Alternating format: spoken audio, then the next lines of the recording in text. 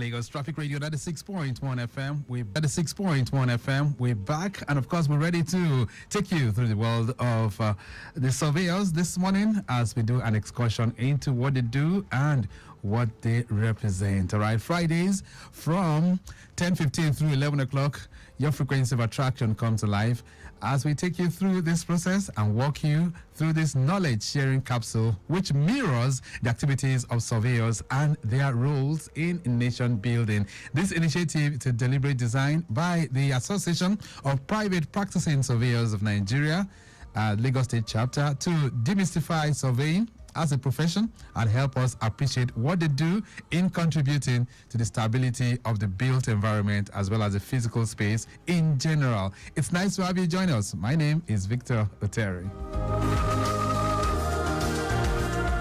All right, then in times past, we looked at areas where you can explore the relevance of surveyors. But today, we're going to be looking at the ethical angle. All right, what is it that a private practicing surveyor must do in order to comply with the ethics of the profession? We'll be reflecting through that as well. And then we can have you join us. If you have any questions, any issues that are outstanding, that you love them to help resolve as relates to the practice of surveying, you can always connect with us during the course of the program. It's the same line, 08099120777 and 09153877127. That's going to be the lines that you can connect with us. But quickly, let's look at the traffic situation. The first wave of traffic seems to have subsided. Alakbere from our live cameras is getting much better. The K2 end as well, inwards of Jota, is looking good. Jota proper is also very much in good shape. So that means you can have a good drive. Those of you that are still waiting behind at home, trying to ensure that the first wave of traffic subsides, now you can have it pretty good going out there to do your thing. All right, then we've talked about the Masha Aguda corridor earlier on, and we did tell you that Onile Gogoro, all those areas are still looking good up to Kilo. We can also tell you that Nuru, that's Nurujino Niwo, connecting NEPA, is appreciably good as well. And then we're having steady movement from Eric Moore, talking about the junction there in what's Babs and Anima Shaun. It's still steady. And then from Census up to Body Thomas Junction, it's a high influx. This is due to lots of vehicles making use of that corridor. Good traffic flow from Otuaba connecting Lansing up to Gulano Junction is looking good. We have the traffic lights alternating at that axis as well. But in all of that, no major breakdowns to report. Okay, so we'll be serving you more helpings as they come in from time to time. But right now, let's talk surveying. Let's talk about what you need to know as it relates to surveying. And my guests are already in the studios this morning. Let me bring them to the microphone. We're looking at what you must do as a private practicing surveyor. Surveyor Agu Ogona Roberts is member Nigerian Institution of Surveyors, and he's the publicity secretary of APPSN Lagos State Branch. Surveyor Agu Roberts, nice to have you. Good morning. Good morning, Mr. Victor. And how are you doing? I'm doing fine. All right. Joining him as well, Surveyor Kayode Ogundari is member Nigerian Institution of Surveyors. He's the vice chairman of that institute, by the way, talking about the Lagos State Branch, and he is also the chairman of the Lagos State Branch Ethics Committee. So he's here this morning to guide us through this discussion. Surveyor Ogundari, nice to have you. Good morning. Good morning, sir, Mr. Victor. And how are you doing, sir? I'm cool, sir. Great. So, Surveyor Oguna Roberts, let's reflect through the past 7 days. How have things been for APPSN and, of course, surveyors in general? Okay, it's another 7 days of activities, filled with activities, both professional activities. It's been quite busy. So you guys have been busy all the way? Yes, we have. All right. Surveyor Ogundari, is that born out of the amnesty program? Are people still connecting with you guys to resolve some of the outstandings as relates to the amnesty for completed buildings? Yes, actually the amnesty is a favor to practitioners. We can see that there is a lot of changes in the way how people are practicing, because there are a lot of jobs that is available for them to do. So more jobs are coming your way. But if the jobs are coming, do we have enough surveyors that can take care of these jobs? Yes, actually we have a lot of surveyors in Lagos State. Presently we have over 800 practitioners in Lagos. In Lagos? Yes. Wow. And with the help of technologies, you don't need to be more in number before you can achieve a lot of. So technology has come in to, lessen the burden for you surveyors, so to say. Exactly. Okay. So with the use of technology, surveyor robots, more money, less work. Well, it's not really less work per se. It's just less time expended on the work. But you have to pay for the technology. So at the end of the day, it balances itself. Oh, okay. Yes. All right, because technology is not... it's not cheap. It doesn't come cheap. Yes. Okay, that's the way it is. Let's talk about the ethical practice. In surveying, what are the ethics that guides a surveyor? Surveyor Kade Ogundare, what are some of those things that a surveyor must consider before you do anything?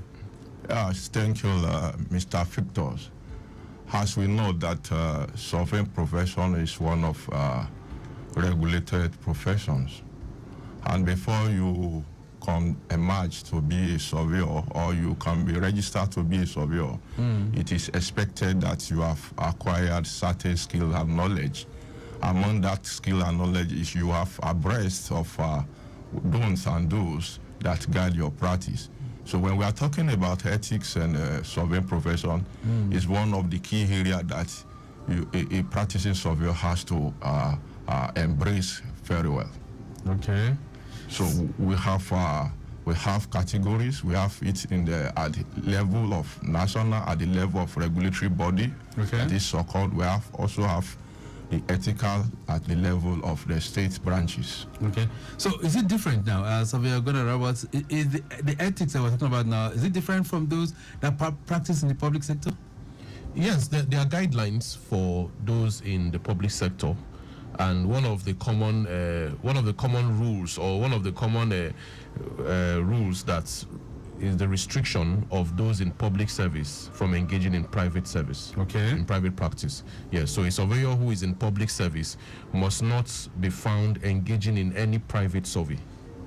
Okay. Yes. So, but for them, what are the jobs that they can do? Because if they're in public service and they cannot do private stuff, so what jobs are they likely going to be able to carry out? No, there are a lot of jobs that are, that are left for the surveyors in the public service. For instance, jobs that border on boundary adjustments, boundary delineations, government survey of government properties, and then we also must know that the survey departments in either in the state or at the federal level is also serving as a repository for all private surveys. Yeah, so that alone is enough work for them to do. Okay. Serving as a repository, serving as an agency of check, to check that what the surveyors in the private sector are doing is in line with the existing laws and order. That's enough work for them to do. So for private surveyors now, the ones you just mentioned right now, can they also venture into it? I mean, if you say boundary delineation, for instance, most public surveyors are into that. Can a private surveyor also venture into that kind of a work? Yes, by training, yes, because we all have the same training. We all have the same level of training, either those in private service, private sector, or those in the public service. We all have the same level of training. So we've seen instances where the government surveyors are not enough. They don't have enough numbers and enough manpower to execute some of these jobs, and some of these jobs are contracted to private practitioners. Oh, yes. Okay. I just want to be very sure that it's not a case of one crossing his or her boundary. No, you will have crossed your boundary if you are not duly authorized to do that, to carry out that job. All right. Yes. So for private practitioners now, I still need to hear from you. So what are the musts? What are the do's and the don'ts as relates to ethics of the profession? Yeah, okay, thank you, sir. One of the don'ts as a private surveyor is that, number one, if you hand no licensed surveyor or registered surveyor is permitted to backdate a survey plan. It is illegal. You cannot produce a plan and put a date back when you have carried out that job. Okay. Number two, you have a service to render to your client. You have to do all due diligence to ensure that that service you are rendering to the client is in accordance with the professionalism. Okay. So we have like that. We have others that there are responsibility you have with your colleagues. For example, when you are abreast that another colleague is engaging on the same job that you want to engage, the law did not permit you to continue with that job. You have to get clarifications from the client. You have to get consent for that colleague that was on that job, and be sure that there is no obligations that bind them before you can, if at all, you get the consent of the previous surveyor to carry on. We have those that you cannot undercharge. Okay. There are specified scale of fee. Any surveyor that is found wanting of being undercharged is guilty of unethical practice, and we have penalty for such. We have that's if you undercharge your client. Yes, you have. So, for instance, if you know me as Surveyor Gundari, you know me now, and you want to carry out a job for me, and instead of charging, let's say 3 million, you decide to say, oh, Mr. Victor is my friend, let's do 1.5 million. Are you saying that's unethical? Yes, it's unethical, because I will deprive others that you're supposed to have engaged to carry out the same responsibility. But rather, if you are blood brothers, I can go ahead and do all the necessary things, provide my bill to you, and then me and you will now agree, oh, you, because you are my brother, I don't have that money, continue with that job with your money, and we know how we agree on it. So there is no condition that can make any surveyor to undercharge. So that's one of the ethical things to consider. Yes. All right. Undercharging is one. What of like you said about, you talked about due diligence earlier on, and I want to bring this to the surveyor, good robots. So for a piece of land, for instance, because most of the time when people want to get in touch with you, it's more or less like carrying out a cadastral survey.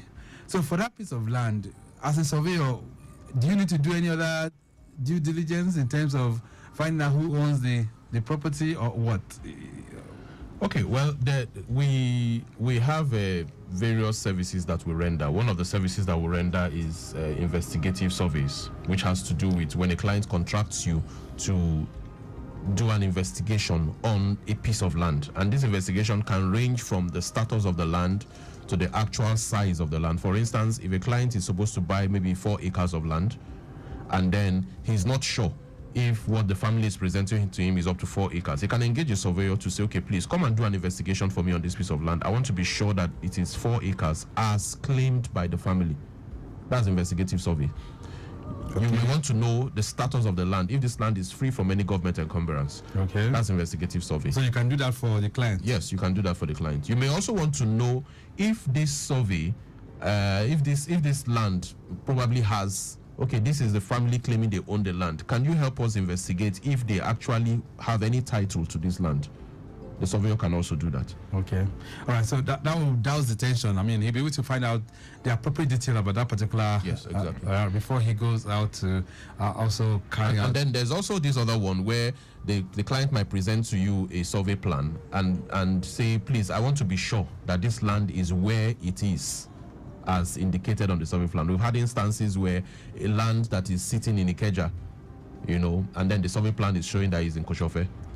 Yes. Is that possible? Yes, very possible. I've had an instance where the land was about 200 meters on the left-hand side of the highway, whereas the survey plan showed that it was on the right-hand side of the highway. So what would have happened in that kind of case? Well, when the surveyor, when you don't engage a professional surveyor, and so that's a fixed. Yes, it's a fixed survey, and then you engage a quack surveyor who doesn't have the right equipment, and then probably there's also the part of error in numbers, probably in quoting a coordinate.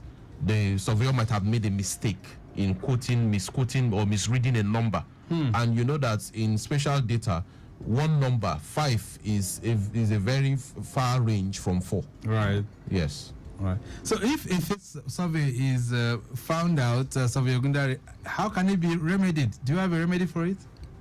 Once it's a fake survey, it is still a fake survey. You can't correct fake survey.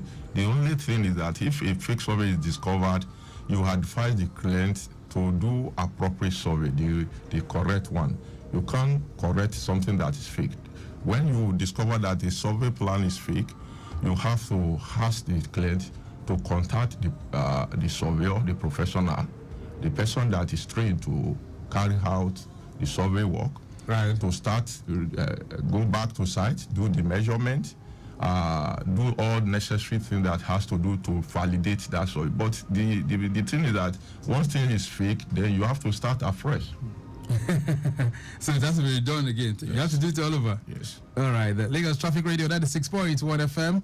We're looking at ethical practice. What surveyors must have to oblige with as a practicing surveyor. This beautiful Friday morning. 08099120777. Last week, Comrade Daniel was trying to relate an incident. I do not know if he's listening right now. You might just want to bring that on board, but I don't know if you were able to get in touch with Comrade Daniel, Surveyor Agro Robert. Yes, we spoke this morning, and then he's going to send me a copy of what he has, and then we'll look at it and advise further. Okay. All right, but Comrade Daniel, if you have the chance to really share that with us this morning, feel free to bring that on board so that we can look at other areas of resolution as well. And for you too, if you've had any kind of a connection or perhaps any engagement with any surveyor and you find it not very, how would I put it now, pleasing to you, you might want to also bring that to the program. Let's see how they can help bring some resolution this morning.